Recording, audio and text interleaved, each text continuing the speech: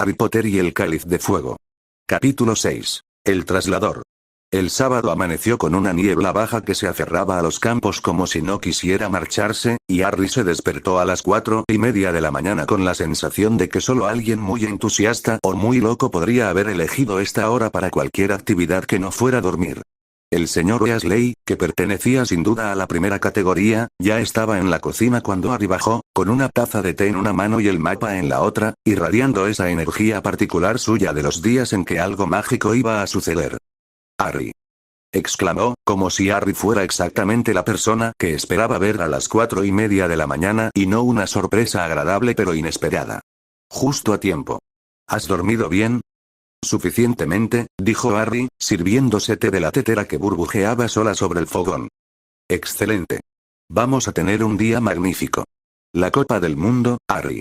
La final. No lo creerías si te dijera la cantidad de años que hace que no se celebra una final como esta». La casa se fue despertando gradualmente, con el ruido creciente de personas que intentan ser silenciosas y no lo logran del todo. La señora Weasley apareció con el pelo sin peinar y una expresión que combinaba eficiencia maternal con el resentimiento legítimo de quien ha madrugado más de lo que considera razonable. Los gemelos bajaron con la energía artificial de quienes claramente no habían dormido nada pero no pensaban admitirlo. Ron llegó el último, tropezando con el último escalón de la misma manera en que siempre tropezaba con el último escalón, como si ese escalón y él llevaran años en un conflicto personal no resuelto. Hermione llegó con su mochila ya preparada, el pelo algo más manejable que la noche anterior, y un libro bajo el brazo. «Hermione», dijo Ron. «Son las 5 de la mañana». «Lo sé», dijo Hermione. «Nadie lee a las 5 de la mañana». «Yo leo a las 5 de la mañana». «Eso es lo que he dicho». Camille, Cody, Lumina y Cosmo llegaron del cuarto que la señora Weasley les había preparado con esa eficiencia práctica suya de quien ha organizado dormitorios para 8 hijos y 4 amigos y sabe exactamente cómo hacerlo. Cody tenía el Encantus bajo el brazo, como siempre. Cosmo llevaba una pequeña bolsa bordada que Harry había aprendido a reconocer como el contenedor de ciertos objetos élficos que Cosmo no nombraba con facilidad, pero que trataba con la reverencia con que uno trata las cosas que son de sus ancestros. Camille llevaba sus guantes, aunque Harry todavía no había aprendido a ver los nudos en sus manos de manera tan natural como los demás. Lumina llevaba únicamente sus propias manos en los bolsillos y esa expresión suya de total presencia en el momento, como si las 5 de la mañana en un jardín con niebla fuera exactamente el lugar donde quería estar y no hubiera ningún otro lugar posible.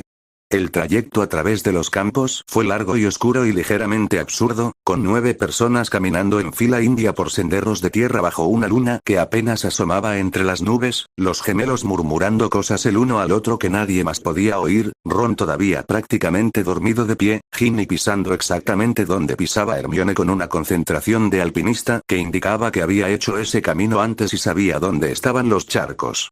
El señor Weasley los llevó por una cuesta arriba, a través de un bosquecillo pequeño que olía a musgo húmedo y a tierra fresca, y cuando salieron al otro lado encontraron a otras personas esperando ya en la oscuridad. Una familia que Harry no conocía, con niños de distintas edades que parecían tan somnolientos como Ron. «¡Amos!», exclamó el señor Weasley, estrechando la mano de un hombre de mediana edad con cara de luna llena y orejas algo prominentes. «Ya estáis aquí». «Llegamos hace 10 minutos», dijo Amos Diggory, con ese tono de satisfacción del que ha llegado antes. «Cedric nos puso el despertador a las 4». Harry miró al chico que estaba junto a Amos Diggory. Lo conocía de vista. Cedric Diggory, prefecto de Hufflepuff, el tipo que el año anterior había sido el mejor buscador de Hufflepuff, aunque ese partido había terminado de manera desastrosa por culpa de los dementores. Era un chico alto, de pelo oscuro y cara abierta, con ese tipo de apostura natural que no parece consciente de sí misma, lo que la hacía más efectiva que si lo fuera. Los saludó a todos con una sonrisa genuina y una cortesía real. «¿Este año en Hogwarts?», preguntó, mirando a Cody y a los demás con curiosidad amistosa. «Sí», dijo Cody. «Bienvenidos», dijo Cedric simplemente, y Harry tuvo la impresión de que lo decía en serio. El traslador estaba al final de la cuesta. Una vieja bota de montaña, mugrienta y absolutamente ordinaria, que descansaba entre la hierba alta como si alguien la hubiera perdido ahí en los años 40 y nadie se hubiera molestado en recogerla desde entonces. «Ahí está», dijo el señor Weasley con reverencia, como si señalara una reliquia de incalculable valor. ¿Eso? Dijo Ron. Eso, confirmó su padre. Un traslador de punto fijo, encantado por el Departamento de Transportes Mágicos para esta ocasión específica. Nos llevará directamente al campamento de la Copa del Mundo a las 5:30 en punto. Todo el mundo pone un dedo encima. Solo un dedo. Cody estudió la bota con la atención de alguien que analiza objetos mágicos desde un ángulo técnico. La energía de transporte de un traslador, dijo en voz baja, principalmente para Camille, funciona de manera similar a lo que en hechicería llamamos un portal de desplazamiento, pero sin el ancla de energía personal. El objeto mismo es el conductor. Es una solución elegante aunque bastante incómoda para el viajero. ¿Cuánto de incómoda?, preguntó Camille. Ron describió la sensación como un estiramiento por el ombligo, dijo Cody. Ron siempre tiene la descripción más gráfica posible de todo, observó Camille. No le falta razón en este caso, dijo Cody. Se colocaron todos alrededor de la bota. Harry puso el índice sobre el cuero húmedo y deshilachado. Sintió el frío de la madrugada en los dedos. El señor Weasley miraba su reloj. 10 segundos, dijo. 9. 8, Harry sintió el tirón exactamente cuando llegaron al 0. Una sensación de que el mundo entero se doblaba sobre sí mismo, de que el suelo desaparecía y él giraba en el vacío mientras algo invisible lo arrastraba desde un punto indefinido del abdomen a través de un túnel que no existía en ninguno de los sentidos normales del espacio. Y entonces sus pies golpearon el suelo. Casi todos tropezaron. Los gemelos lo hicieron con una elegancia sorprendente, como si hubieran practicado caer con estilo. Ron fue directamente al suelo de rodillas. Harry aterrizó de pie pero tuvo que dar 2 pasos rápidos para mantener el equilibrio. Cosmo, que claramente tenía un sentido del equilibrio que superaba al de los humanos normales, se quedó exactamente donde estaba como si nada hubiera pasado. Lo que los rodeaba cuando se reorientaron era tan diferente de los campos oscuros y silenciosos que habían dejado atrás que Harry tardó un momento en procesarlo. Había miles de personas. Decenas de miles. Quizás cientos de miles. Tiendas de todos los tamaños y colores ocupaban lo que antes debía de haber sido un gran prado, extendidas en todas las direcciones hasta donde alcanzaba la vista. El humo de cientos de hogueras ascendía en espirales hacia el cielo que empezaba a clarear. El ruido era como una marea. Conversaciones en decenas de idiomas, niños corriendo, animales mágicos cacareando o rugiendo desde sus jaulas, vendedores ambulantes que ya estaban gritando sus ofertas, aunque el sol apenas asomaba sobre el horizonte. Bienvenidos, dijo el señor Weasley con una sonrisa que competía con el amanecer en términos de luminosidad, a la Copa del Mundo de Quidditch. Cody abrió el Encantus automáticamente y luego lo cerró, como si se hubiera recordado a sí mismo que había momentos en que los ojos eran mejores que los libros. Impresionante, dijo, y en su voz había algo genuino y no condicionado. Cosmo, a su lado, miraba el campamento con esa mirada suya lenta y total, captando todo al mismo tiempo, y Harry notó que sus ojos verdes se habían oscurecido ligeramente, esa manera que tenían a veces cuando percibía corrientes de energía que los demás no podían ver. Hay magia de muchos tipos aquí, dijo Cosmo en voz baja. Muchas tradiciones. Se pueden sentir las diferencias si sabes cómo escuchar. ¿Puedes distinguirlas?, preguntó Harry. Algunas. Cerró los ojos un momento y los volvió a abrir. Hay brujería de al menos 15 tradiciones diferentes. Hechicería de varias escuelas. Algo que reconozco como magia élfica, aunque débil, probablemente de medio elfos o elfos muy jóvenes que todavía no han desarrollado su potencial completo. Y hay algo más, algo muy antiguo, que no consigo identificar exactamente pero que viene de aquella dirección. Señaló vagamente hacia el este, hacia donde el sol comenzaba a nacer. Camille siguió la dirección de su señalamiento con la mirada, y Harry vio que algo en su expresión cambiaba. Los hilos, dijo en voz muy baja. Son muy densos aquí. Muchas personas con magia en el mismo lugar produce resonancia. ¿Puedes verlos?, preguntó Harry. Siempre le había querido preguntar eso. Camille lo miró. Siempre, dijo simplemente. El campamento los esperaba, lleno de ruido y color y la energía específica de miles de personas que están exactamente donde quieren estar. Capítulo 7. Bagman y Crouch. El campamento era un mundo en miniatura con sus propias leyes y su propio orden, o quizás más exactamente con su propio caos ordenado, que es una cosa diferente pero no necesariamente inferior. Las tiendas se extendían en todas las direcciones, y había una diferencia notable entre las que pertenecían a los magos más experimentados en el arte de pasar desapercibidos ante los muggles y las que pertenecían a quienes claramente habían decidido que la discreción era un valor sobrevalorado. Junto a una tienda perfectamente ordinaria de color verde oliva, cuyo exterior prometía exactamente el espacio que su tamaño exterior sugería, se encontraba otra tienda que desde fuera parecía el doble de grande que un apartamento de 3 dormitorios mediano, con chimenea visible y lo que sonaba inequívocamente como el tic-tac de un reloj de pared antiguo. El señor Weasley guió al grupo hacia el área designada para ellos con el paso seguro de alguien que ha estudiado el plano y tiene la situación bajo control. La tienda que les asignaron era de color verde apagado, y por fuera prometía exactamente lo que los Dursley habrían esperado de una tienda de campaña: incomodidad y falta de espacio. Por dentro era otra cosa. Harry entró primero, siguiendo al señor Weasley, y durante un segundo completo su cerebro se negó a reconciliar lo que veían sus ojos con lo que sus conocimientos del espacio físico decían que debería estar viendo. La tienda tenía la distribución aproximada de un apartamento pequeño pero perfectamente funcional. Sala de estar con sofás, cocina equipada, un pasillo que llevaba a lo que debían de ser los dormitorios, y en algún rincón, el sonido inequívoco de agua corriendo que sugería la existencia de un baño. ¡Genial!, exclamó Ron detrás de él. Encantamiento de extensión interior, explicó el señor Weasley con el orgullo del connoisseur. Los techos son bajos pero lo demás es completamente funcional. ¿Cómo funciona exactamente?, preguntó Cody, mirando las paredes con esa expresión analítica suya. Magia de plegado espacial, dijo el señor Weasley, encantado de que alguien preguntara. Básicamente doblas el espacio interno sin afectar el externo. El exterior sigue siendo lo que parece ser para cualquier observador mundano. El interior existe en una dimensión técnicamente diferente pero accesible desde el mismo punto de entrada. Interesante, dijo Cody. En hechicería tenemos algo funcionalmente similar, pero requiere de una ecuación de anclaje considerablemente más compleja. Los magos habéis encontrado una solución más elegante. El señor Weasley pareció a punto de explotar de felicidad ante el cumplido técnico. Los instalaron, distribuyeron los dormitorios con la eficiencia que la señora Weasley aplicaba a todas las logísticas domésticas, y luego el señor Weasley anunció que había algunas personas importantes a las que quería saludar antes de que comenzara el partido. Las personas importantes resultaron ser Ludo Bagman y Bartemius Crouch.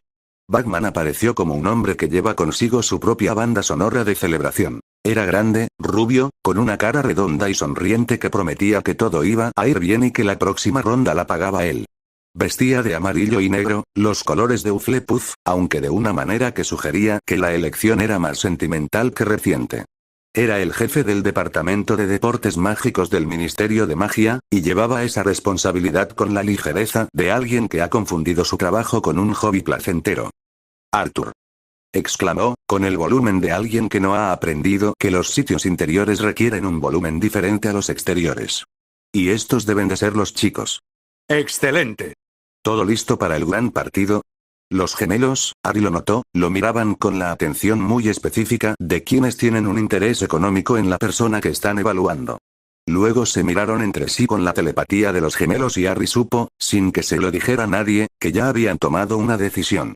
Bartemius Crouch era todo lo contrario de Bagman.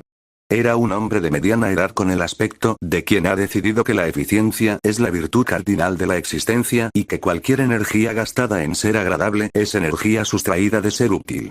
Su traje era impecable hasta un extremo que rayaba en lo artificial. Su pelo, gris y escaso, estaba peinado con una precisión milimétrica. Sus ojos tenían la calidad de los ojos de las personas que procesan información a una velocidad que los hace parecer ligeramente fríos. Era el jefe del Departamento de Cooperación Mágica Internacional, y se le notaba. Arthur, dijo, estrechando la mano del señor Weasley con la misma eficiencia con que firmaba probablemente los documentos oficiales.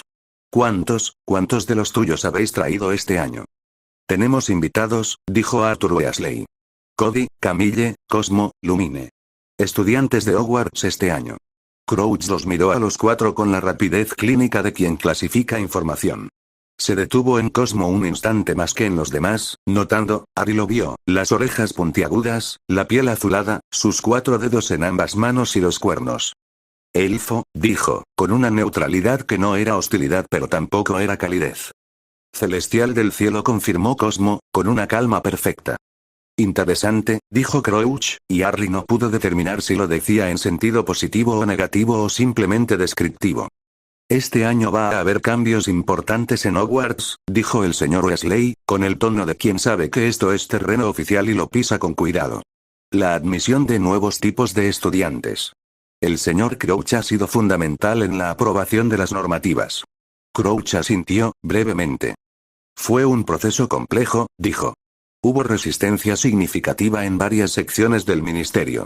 Pero la postura final del ministro fue clara. La apertura de las instituciones mágicas a todas las comunidades mágicas reconocidas es una prioridad de política exterior e interior.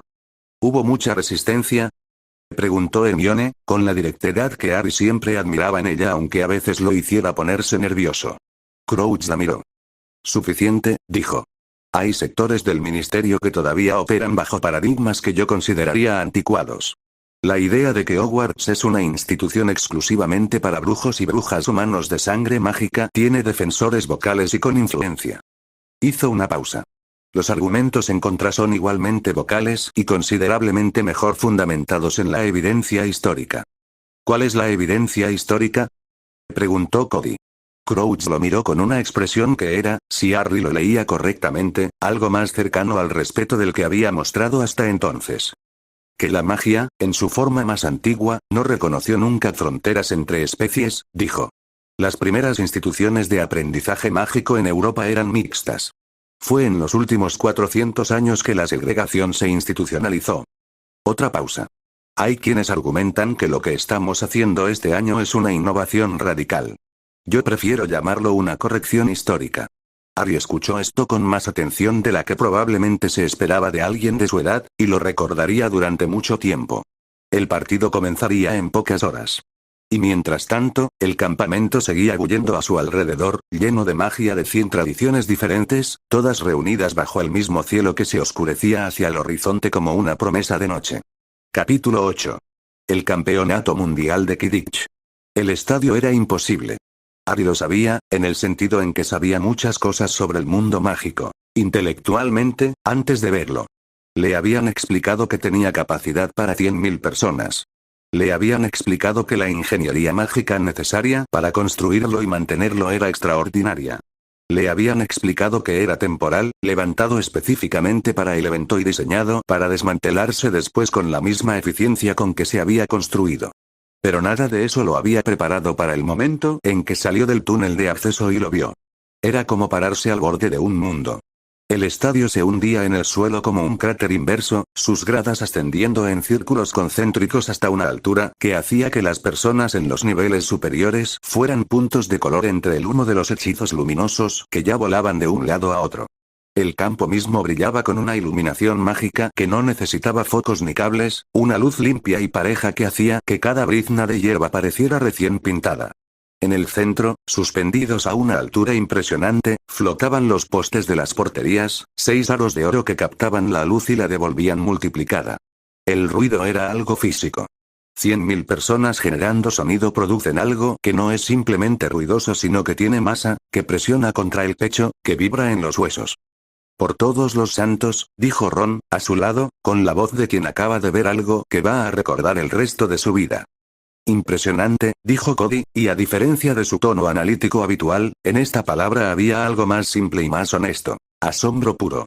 Cosmo tenía los ojos muy abiertos y la expresión de alguien que está intentando catalogar todas las sensaciones simultáneamente. Harry lo vio tocar discretamente el borde de su bolsa bordada con los dedos, ese gesto suyo de reconexión que hacía cuando algo lo sobrepasaba ligeramente. ¿Estás bien?, le preguntó Camille en voz baja.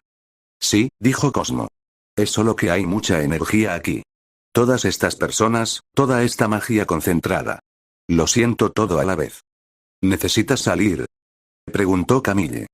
No, dijo Cosmo, con una pequeña sonrisa. Es intenso pero no es malo. Como estar cerca de una cascada muy grande. Poderoso, no peligroso. Sus asientos estaban en las gradas más altas, con una vista del campo que era casi vertiginosa. Harry se agarró a la barandilla metálica un momento mientras sus ojos calibraban la distancia al suelo. A su alrededor, el estadio terminaba de llenarse. Los colores de las dos delegaciones dominaban el espectáculo. El rojo, blanco y azul de Bulgaria mezclado con el verde, blanco y naranja de Irlanda en un mosaico que se movía y ondulaba como una cosa viva cuando las tribunas gritaban. El murmullo del estadio cambió de tono cuando las mascotas del equipo hicieron su entrada.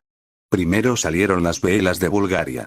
Harry las vio y durante un segundo completo su cerebro se desconectó de sus procesos normales de pensamiento y dejó de hacer cualquier cosa que no fuera mirar.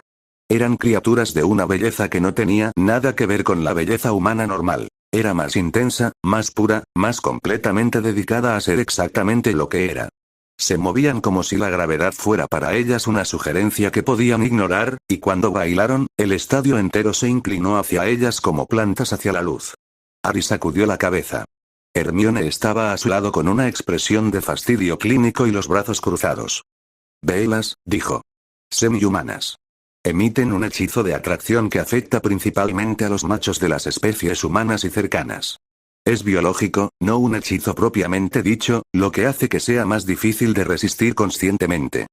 «Gracias, Hermione», dijo Harry, que se sentía ligeramente avergonzado sin saber exactamente por qué. «Lo comento solo por completitud informativa», dijo Hermione, aunque su tono sugería que también lo comentaba porque Ron tenía la boca literalmente abierta y no había respondido a las últimas 3 cosas que le había dicho. Los Leprechauns de Irlanda llegaron después, y el estadio entero fue cubierto por una lluvia de monedas de oro que brillaron durante un instante antes de desvanecerse, como la promesa más corta del mundo. Luego salieron los jugadores. Y entonces el partido comenzó de verdad. Harry, que había jugado Quidditch durante 3 años, creía que entendía el juego. Que lo había entendido siempre, desde la primera vez que había subido a una escoba.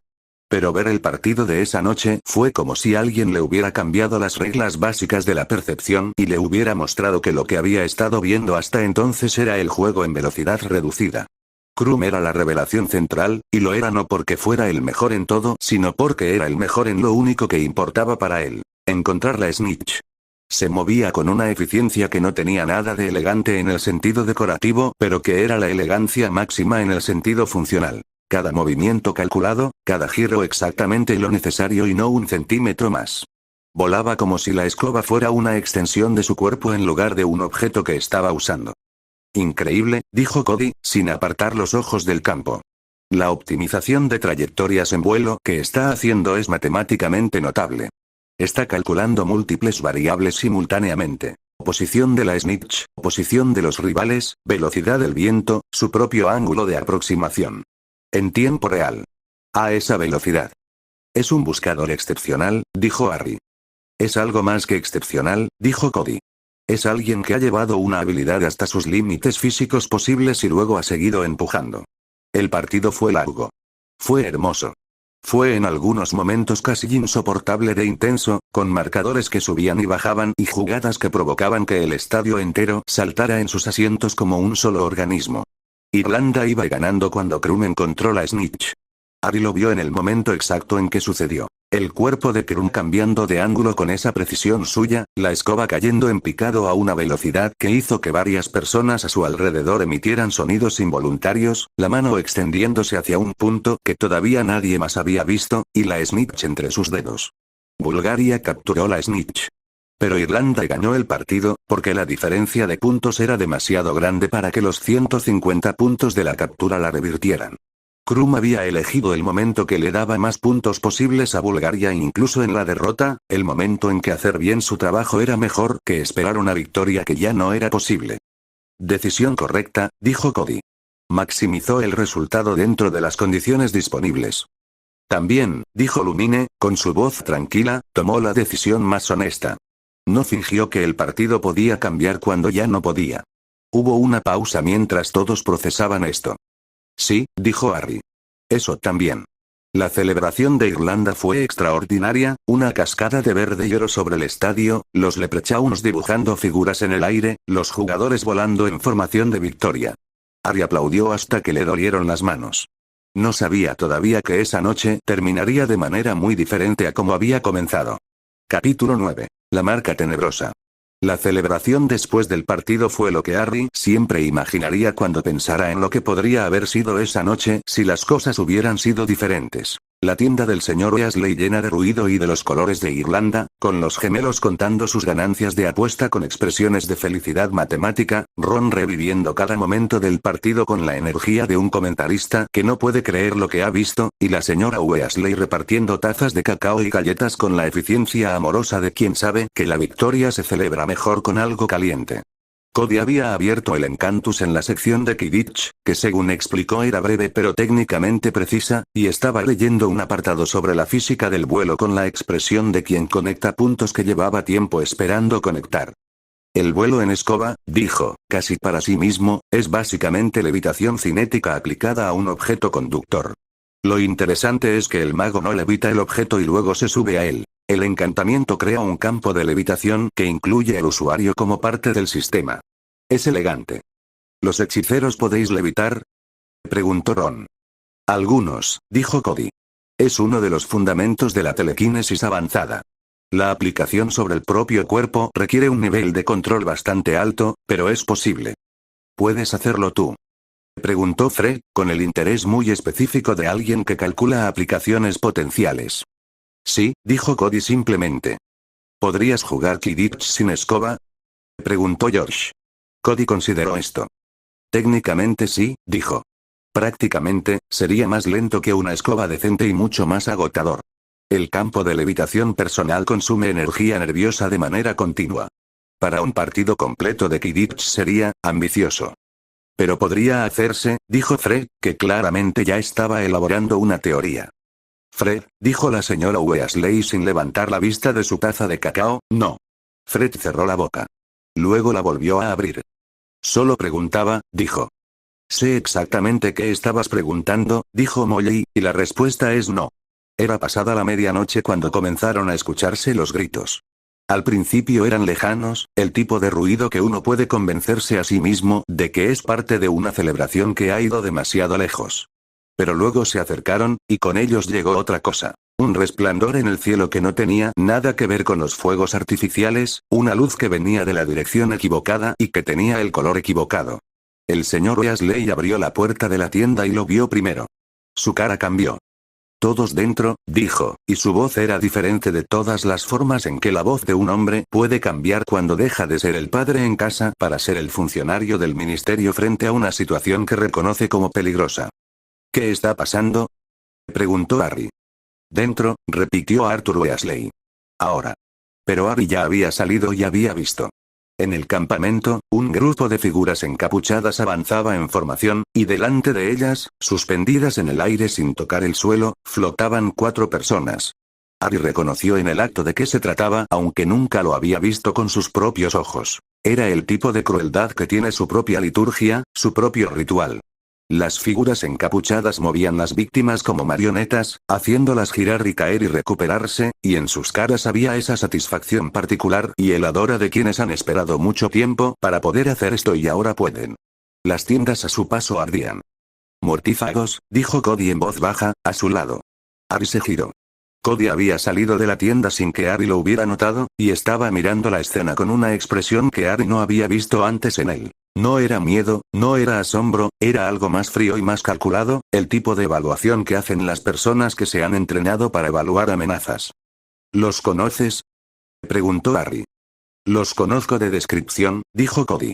El Encantus los registra. Seguidores del mago más oscuro de vuestra historia. Los Morganos de vuestra tradición, si quieres establecer un paralelo. ¿Los Morganos?, repitió Harry. Hechiceros que eligen el camino del poder sobre la humanidad en lugar del poder para proteger a la humanidad, dijo Cody. La distinción es ideológica pero también técnica. La hechicería oscura, como la magia oscura, corrompe la fuente de energía. Los que se adentran en ella lo hacen por una potencia inmediata que no se sostiene a largo plazo sin un costo creciente. Pausa.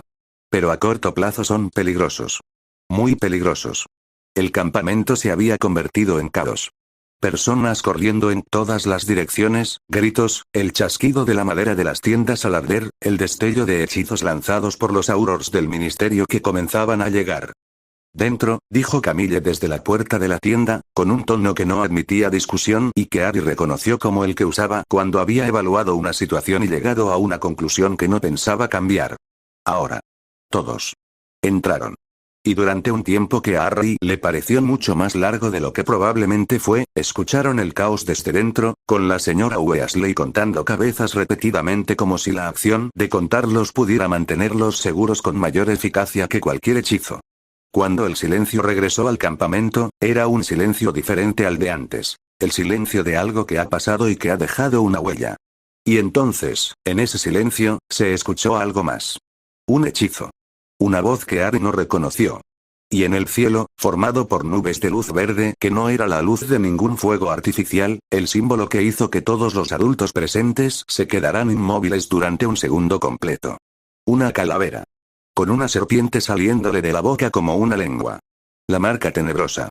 Harry la miró y sintió algo que tardó en identificar porque era una combinación de cosas que rara vez se mezclan. Reconocimiento, horror, y una certeza fría que no tenía palabras, pero que estaba conectada con el sueño de hacía semanas y la cicatriz que había ardido en mitad de la noche. A su lado, Cosmo hizo un sonido muy bajo. Harry se giró hacia él. Cosmo tenía los ojos cerrados y los dedos apretados alrededor del borde de su bolsa bordada. ¿Qué es? Preguntó Harry. ¿Qué sientes? Oscuridad, dijo Cosmo, abriendo los ojos lentamente. Sus pupilas estaban más dilatadas de lo normal. No como la oscuridad de la noche o de la luna. Como la oscuridad de algo que se alimenta. Algo que convierte energía vital en poder a través de la destrucción. Miró la marca en el cielo. Es una firma. Como una firma de autor, pero de destrucción. Y es antigua. Muy antigua. La marca permaneció en el cielo durante un largo tiempo. Hasta que amaneció, Harry no se movió de donde estaba. Capítulo 10 Alboroto en el ministerio. El amanecer llegó al campamento con esa luz lavada y pálida que tienen los amaneceres después de las noches malas, la que no promete nada brillante sino simplemente la continuación.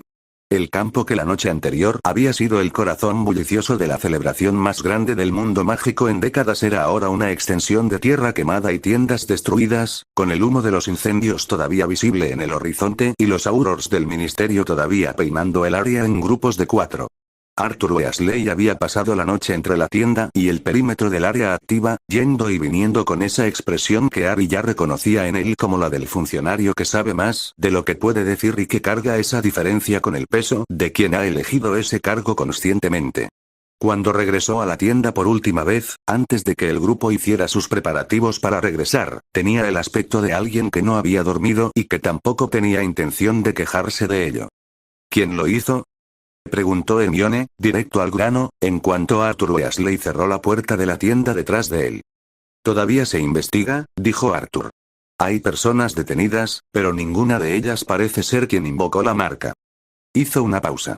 Hay una persona que fue encontrada en el bosque cerca del punto donde se lanzó el hechizo. Un elfo doméstico. Winky, la elfa de la familia Crouch. Harry procesó esto.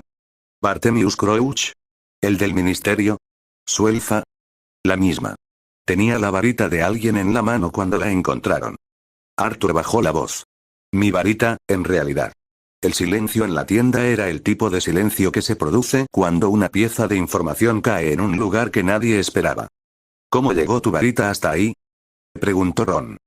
La perdí en el caos del campamento cuando todos corrieron, dijo Arthur. Alguien la recogió. O alguien se la dio a alguien. O la usó alguien, dijo Cody, con cuidado. Y luego la puso en manos de quien fuera más conveniente culpar. Arthur lo miró. Eso es exactamente lo que yo pienso, dijo. Pero demostrarlo es otra cosa. Hermione tenía esa expresión suya de cuando está procesando múltiples hilos de información simultáneamente y todavía no ha llegado a la conclusión pero sabe que está cerca. La elfa, dijo, no pudo haber invocado la marca. Los elfos domésticos tienen restricciones mágicas que les impiden usar la magia de sus amos en contra de sus intereses o de manera no autorizada. Y la marca tenebrosa es claramente contraria a los intereses de cualquier familia respetable. Exactamente, dijo Arthur. Pero alguien quería que pareciera que ella lo había hecho. ¿Por qué? Preguntó Harry. Para crear confusión, dijo Camille, que había estado escuchando desde el rincón con las rodillas dobladas y los brazos alrededor de ellas. Y para enviar un mensaje. Todos la miraron. La marca tenebrosa no es solo un símbolo, continuó. Es una declaración. Es decir, esto es lo que somos, esto es lo que podemos hacer, y podemos hacerlo en el corazón de vuestro evento más importante sin que nadie nos detenga. Pausa.